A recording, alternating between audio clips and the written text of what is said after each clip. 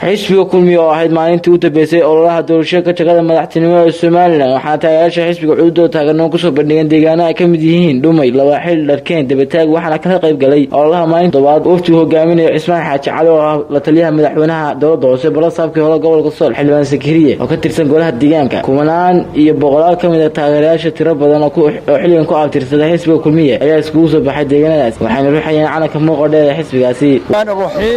alxamdulilaahi rabbil caalamiin ilaahay baa mahad leh ilaahay isu keenay ee geegidan isugu keenay waxaanu aad idinka mahad celinaynaa soo dhaweynta iyo abaabulka qiimaha badan isu soo bax magaalada aan cid ku hadhin ee aadna soo dhaweyseen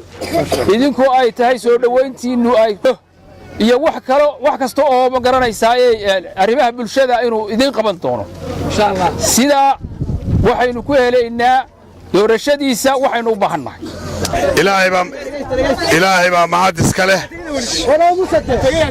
waxaan u mahad celinayaa dadweynaha ku dhaqan deegaankan Hargeyga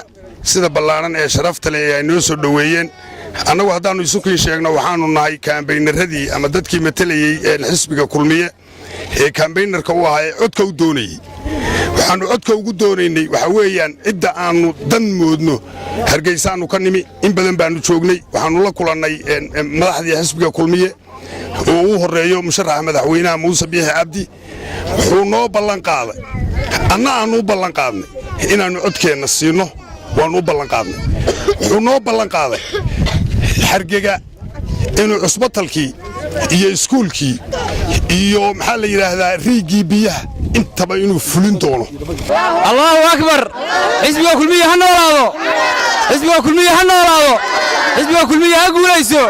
aad baad u mahadsantihiin deegaanka reer Dhumay sida quruxda badan noo soo dhaweyseen sida quruxda badan aad awoodiina u soo bandhigteen sida quruxda badan aad shacabkiina iyo amniyadiina u soo bandhigteen aad baan idinka mahad celinaynaa maanta waxaan u malaynayaa waa maalin farxad dhaweynay wax qabad baanu idinka rabnaa wax qabad kuwii hore maana soo dhaweynayn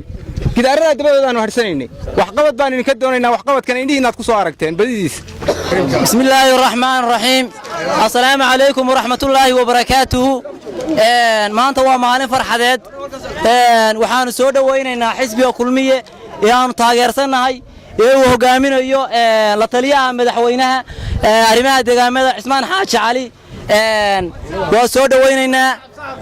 warsoo ma taageersanayna kulmiye warsoo codka siinayna Muuse Biixi warsoo madaxweynaha Muuse Biixi ma haya taageereen